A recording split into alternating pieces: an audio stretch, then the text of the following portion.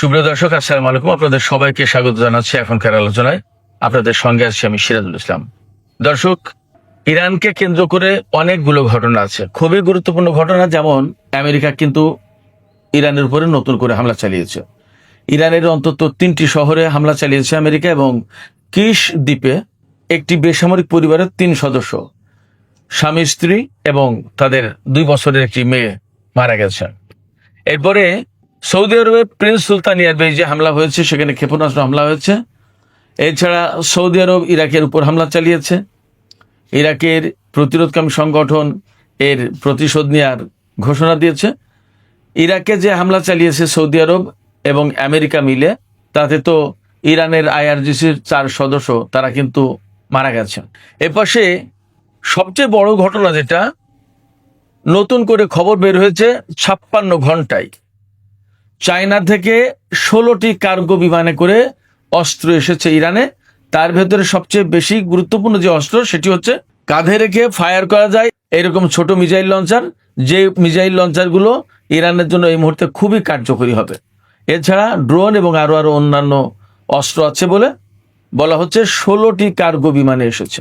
এদিকে তুরস্ক, আমি গত 2-3 দিন আগে খবর দিয়েছিলাম, চীন থেকে তারা J-10C যুদ্ধ বিমান কিনবে। আজকের খবর হচ্ছে তারা শুধু J-10C না, J-35 যুদ্ধ বিমান কিনবে। এই J-35 হচ্ছে আমেরিকার F-35 এর চেয়েও উন্নত। এবং যথারীতি এরদোগান চীনকে ইউয়ানে অর্থাৎ চীনা মুদ্রায় অর্থ পরিশোধ করবে, ডলারে না। এই রকমের অনেকগুলো ভূ রাজনীতির জন্য খুবই গুরুত্বপূর্ণ, খুবই সেন্সিটিভ, স্পর্শকাতর এইরকম কিছু খবর আছে। দর্শক, এই বিষয়গুলো নিয়ে এখন আমি আলোচনা করব। আশা করি আপনারা শেষ পর্যন্ত সঙ্গে থাকবেন। আর ভিডিও ভালো লাগলে লাইক, কমেন্ট, শেয়ার করবেন এবং চ্যানেলটি সাবস্ক্রাইব করে সাথেই থাকবেন। দর্শক, চলুন বিস্তারিত আলোচনা করি। আলোচনার প্রথমে বলতে হবে, আমেরিকা এবং ইরানের মধ্যে নতুন করে কিন্তু যুদ্ধ শুরু হয়েছে আবার। ইরান গত পরশু রাতে জর্দানের মুওয়াফাক আল সালতি বিমানবন্দরে হামলা চালিয়েছিল, এবং সেটা ছিল আকস্মিক হামলা। এবং ওই হামলা ছিল ইরানের পক্ষ থেকে বলা যায় ভিন্নতর হামলা। কেন ভিন্নতর হামলা বলছি? ভিন্নতর হামলা বলছি এই কারণে, ইরান এতদিন যুদ্ধ করেছে আমেরিকার সাথে, আমেরিকা হামলা চালিয়েছে, তার জবাব দিয়েছে ইরান। আর গত পরশু রাতে যে হামলা করেছে ইরান আপনার জর্দানের মুওয়াফাক আল সালতি বিমানবন্দরে, সেই হামলাটা ছিল কিন্তু ইরানের পক্ষ থেকে। অর্থাৎ আমেরিকা না করার পরেও 3-4 দিন যুদ্ধ বন্ধ থাকার পরে কিন্তু হঠাৎ করে ইরান জর্দানের ওই বিমানবন্দরে হামলা চালিয়েছিল। তার মানে দাঁড়াচ্ছে ইরান কিন্তু তার যুদ্ধের নেচার এবং প্যাটার্ন পাল্টে ফেলল। এতদিন ছিল প্রতিরোধমূলক, এখন হলো আক্রমণাত্মক। এটা কিন্তু ইরানের পক্ষ থেকে সম্ভবত একটা বড় রকমের সিগন্যাল। এবং এর পাশে তো বলাই হচ্ছে যে ইরানের পক্ষ থেকে আমেরিকা এবং ইসরায়েল যে যুদ্ধ পরিকল্পনা করছে, সেই যুদ্ধ পরিকল্পনা বানচাল করার জন্য ইরানের পক্ষ থেকে তো প্রস্তুতি নেওয়া হচ্ছে, এটা তো একটা বিষয়। এছাড়া হরমুজ প্রণালী যে করেই হোক ইরান তার হাতে রাখবেই, কোনো মতেই ছাড়বে না। অতএব তার প্রস্তুতি কিন্তু সে সেইভাবেই নিচ্ছে। এটা গেল আর একটা দিক। আর সবচেয়ে বড় যে দিক, সেটা হচ্ছে যে ইরান এই হামলার মধ্য দিয়ে আমেরিকাকে এই মেসেজ দিল যে তোমরা মারলে আমরা মারবো, এই দিন শেষ, সম্ভবত এমন মেসেজ দিল। অর্থাৎ আমরা প্রয়োজন মতো, আমাদের যখন প্রয়োজন তখন আমরা যুদ্ধ করতে পারি, তোমাদের উপর হামলা চালাতে পারি। এবং ইরানের পক্ষ থেকে কিন্তু একটা কথা বলা হয়েছে যে যুদ্ধ শুরু করেছে আমেরিকা, তারা যুদ্ধ শেষ করতে পারবে না, যুদ্ধ শেষ করব আমরা, অর্থাৎ ইরান। ইরানের পক্ষ থেকে বক্তব্য, সেক্ষেত্রে মোটামুটিভাবে বলাই যাচ্ছে যে এই যুদ্ধের নেচার, গতি, প্রকৃতি অনেক কিছু কিন্তু পাল্টে যাচ্ছে। এদিকে সৌদি আরব যে যুদ্ধে জড়িয়ে গেল, তাতে কি দাঁড়ালো? এই কয়েকদিনের ভেতরেই সৌদি আরব, ইয়েমেন, ইউক্রেন, এই সমস্ত দেশ কিন্তু যুদ্ধে জড়িয়ে গেল। এরপরে কুয়েত আর বাহরাইন থেকে ইরানের উপরে হামলা চালানো হয়েছে বলে বলা হচ্ছে। যদি তাই হয়, তাহলে মধ্যপ্রাচ্যের ঘটনা মনে হচ্ছে কিছুটা পরিবর্তন হচ্ছে, পাল্টে যাচ্ছে। হয় মধ্যপ্রাচ্যের এই মুসলিম দেশগুলো, আরব দেশগুলো ইরানের বিরুদ্ধে শক্ত অবস্থান নিতে যাচ্ছে, আর না হয় অন্য কোনো খেলা খেলছে, যার কারণে হয়তো, আমি জানি না এটা এমন হতে পারে কিনা, তাদের কৌশল কিনা, যে যেভাবে হোক আরো ইরানকে আরো উত্তেজিত করে আরো হামলা চালিয়ে মধ্যপ্রাচ্যে আমেরিকার অবস্থানটাকে একেবারে জিরো করে ফেলার ব্যবস্থা। এমনটা নাও হতে পারে, দেখা গেল যে সত্যি সত্যিই তারা ইরানের সাথে শত্রুতা করছে, এমনও হতে পারে। আবার এমন ব্যাখ্যাও আছে, আমি নিজে একদিন বলেছিলাম যে হরমুজ প্রণালী বন্ধের পাশাপাশি বাব আল মানদেব প্রণালী বন্ধ করে দিয়ে আমেরিকাকে প্রচন্ড রকমের চাপে ফেলে আরো যুদ্ধের ভেতরে ফেলে আমেরিকার এই অঞ্চলের অর্থাৎ মধ্যপ্রাচ্য অঞ্চলের যত ঘাঁটি আছে সমস্ত সবগুলোকে একেবারে তছনছ করে দেওয়ার ব্যবস্থা করে এই অঞ্চল থেকে তারা হয়তো সবাই মিলে বিদায় দিতে চাচ্ছে। কিন্তু সৌদি আরব, কুয়েত এরা হয়তো সরাসরি বলতে পারছে না, কাতার, বাহরাইন, কুয়েত হয়তো এই সমস্ত দেশ বলতে পারছে না, কিন্তু ইরানকে দিয়ে ইনডাইরেক্টলি হয়তো সেই কাজটা করানোর চেষ্টা করছে, এমন হলেও হতে পারে, জানি না। যুদ্ধ পরিস্থিতির বিষয়টা ভিতরে আসলে অ্যাকুরেটলি বলা খুব কঠিন ব্যাপার, কারণ কখন কোন পরিস্থিতিতে কি হয় এটা বলা কঠিন ব্যাপার। আর একটা ব্যাপার হচ্ছে যে কার পলিটিক্স, কার স্বার্থ যে কোন জায়গায় এবং কে কার হয়ে কখন কোনভাবে দাবার ঘুটি যে চালে পাল্টায় বলা মুশকিল। সেই জন্য আমি বলবো যে যে কোনো সম্ভাবনায় হতে পারে। তবে যদি সৌদি আরব অ্যাকচুয়ালি ইরানপন্থী যে সমস্ত বিপ্লবী বা প্রতিরোধকামী সংগঠন রয়েছে, যেখানে ইরানের 4 জন IRGC সদস্য মারা গেছে, ব্যাপারটা যদি এইরকম হয় তাহলে ইরানের পক্ষ থেকে কিন্তু কড়া জবাব হবে এবং সম্ভবত সৌদি আরব বড় রকমের হামলার মুখে পড়লেও পড়তে পারে, কিছু বলা যাচ্ছে না। সৌদি আরবকে হয়তো আর ইরান ছাড় নাও দিতে পারে যদি ব্যাপারটা অ্যাকচুয়ালি সৌদি আরব জেনে বুঝে ইচ্ছাকৃতভাবে এই কাজগুলো করে থাকে। আবার অনেক সময় এমন হয় যে দেখা গেল সৌদি আরব থেকে বিমান উড়েছে ঠিকই, কিন্তু আমেরিকায় হামলা চালিয়েছে। বোঝা মুশকিল, এই সিচুয়েশনে যাচাই বাছাই করা মুশকিল। এখনো ইরানের পক্ষ থেকে পরিষ্কার বলা হয়, দেখা যাক কি হয়, আমরা অপেক্ষা করছি। এদিকে চীনের পক্ষ থেকে এই খবরটা অনেকগুলো মাধ্যমে এসেছে যে চীনের পক্ষ থেকে 56 ঘন্টায় অন্তত 16টা কার্গো বিমান ইরানে নেমেছে এবং তাতে আনা হয়েছে বিপুল পরিমাণে অস্ত্র। এবং মেইন স্ট্রিম মিডিয়া যেগুলো, তাতেও খবর আসছিল, গত 2-3 দিন ধরে যে চীন থেকে ইরান সম্ভবত কয়েক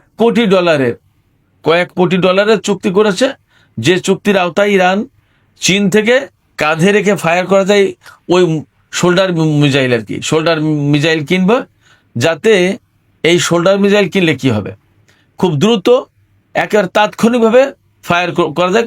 মানে এর জন্য খুব বড় প্রস্তুতির কোনো প্রয়োজন নেই, লঞ্চার ঠিক করা, অনেক ব্যাটারি এটা সেটা কোনো কিছু চার্জ দেওয়া এগুলো কিছুই লাগে না, একেবারে জাস্ট কাঁধে নিয়েই শ্যুট করা যায়। কাকে শ্যুট করবে? এই সমস্ত এই যে শোল্ডার অর্থাৎ কাঁধে রেখে যে ক্ষেপণাস্ত্র ছোড়ার যে ইয়েগুলো, মিসাইল লঞ্চারগুলো, এইগুলো হেলিকপ্টার তুলনামূলক নিচু দিয়ে যায়, হেলিকপ্টার, তারপর নিচু দিয়ে উড়ে যাও যুদ্ধ বিমান, ক্ষেপণাস্ত্র, ড্রোন, এইগুলো যদি খুবই কার্যকরী। এই মুহূর্তে মনে হচ্ছে এই ড্রোন হাতে পাওয়ার পর ইরান যুদ্ধের নতুন ফেজে যাবে।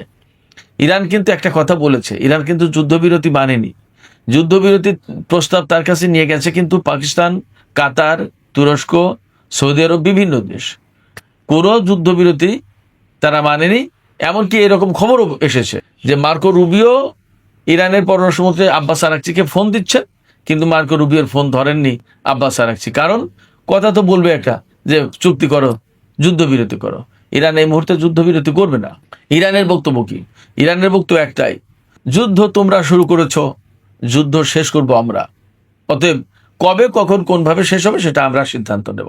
এবং ইরান একথাও বলছে যে তোমরা যখন খুশি তখন যুদ্ধ শুরু করবা, আবার যখন খুশি তখন বলবা যে এখন যুদ্ধ বন্ধ। এই তোমাদের ইচ্ছা মতো যুদ্ধ শুরু, যুদ্ধ শেষ, কোনোটাই করতে দেওয়া হবে না, তোমাদের ইচ্ছার গোলাম আমরা না। ইরানের বক্তব্য কিন্তু এখন এইটা। সেক্ষেত্রে যদি সৌদি আরব এই যুদ্ধে জড়িয়ে যায়, আমরা চাইবো, আমরা প্রত্যাশা করবো না জড়াক, যদি জড়িয়ে যায় তাহলে কিন্তু অনেক বেশি সংকটাপন্ন হয়ে যাচ্ছে মধ্যপ্রাচ্যের এই চলমান যুদ্ধ।